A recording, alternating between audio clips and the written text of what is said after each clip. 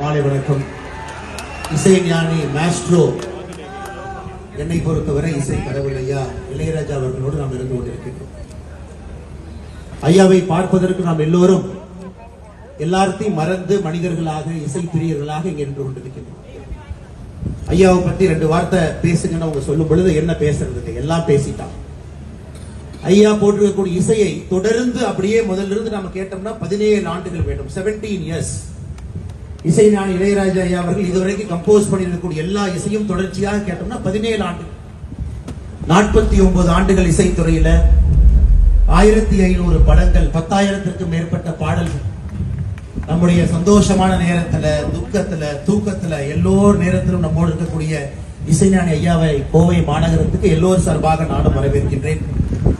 அதையெல்லாம் தாண்டி ஒரு தனி பெருமை, தமிழினத்தினுடைய அடையாளமாக, இந்தியாவுடைய பெருமையாக, முதல் ஆசியாவை சார்ந்த ஒரு மனிதன் லண்டன்ல western classical music symphony, Beethoven, Bach இவங்கெல்லாம் போட்ட இசைக்கு நிகராக, அதற்கு மேல மார்ச் மாதத்துல ராயல் பில்ஹார்மோனிக் ஆர்கெஸ்ட்ராவோடு இணைந்து வேலியன்ட் சிம்பனியை கொடுத்து விட்டு நம்முடைய மாநகரத்துக்கு வந்திருக்கிறாங்க. எவ்வளவு பெரிய பெருமை!